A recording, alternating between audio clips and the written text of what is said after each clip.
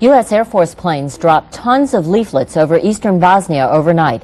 It was the opening phase of a massive drop of food and medicine, as we hear from Tom Fenton in Germany. The first two Air Force planes took off in a snowstorm, but it was not the weather that concerned the crews during the run to Bosnia. It was the reception they would get once they were over the drop zone. And engineer load. It's pretty hot back here.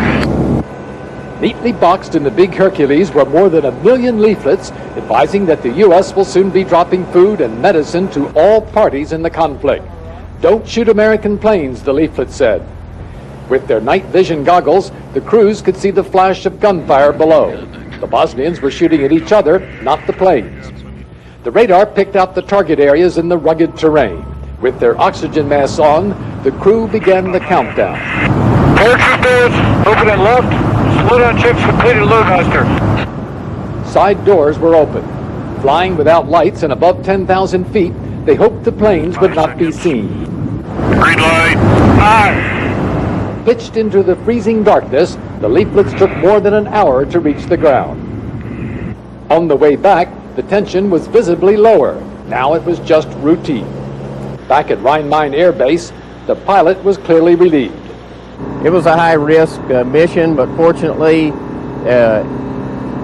everything was pretty much uneventful, and it was a smooth mission. 96 pallets of food and medicine are now ready to be dropped in an operation that marks the beginning of deeper American involvement in the Balkan War.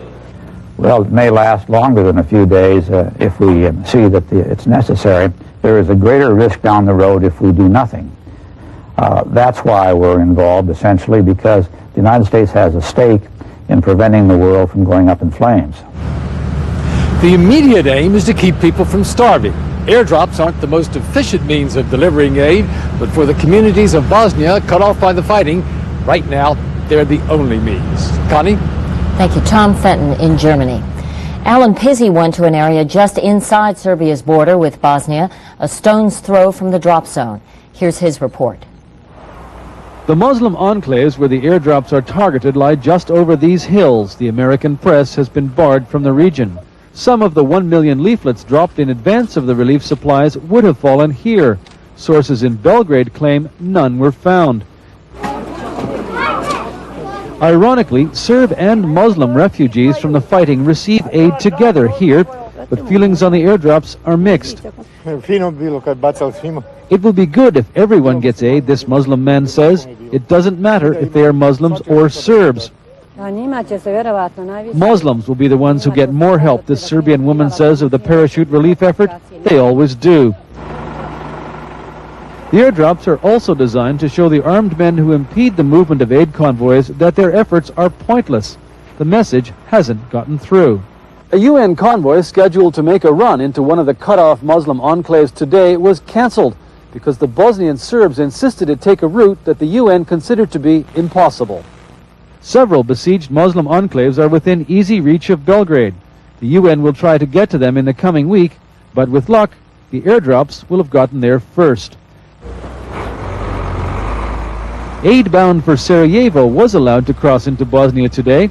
Once across the border, the trucks are searched for weapons. Another way the flow of aid is slowed down. And to add to the chaos and confusion, Croat forces have begun stopping the flow of arms through their territory to Muslims. More bad news for the Muslim enclaves across the hills. Alan Pizzi, CBS News, on the Bosnia-Serbia border.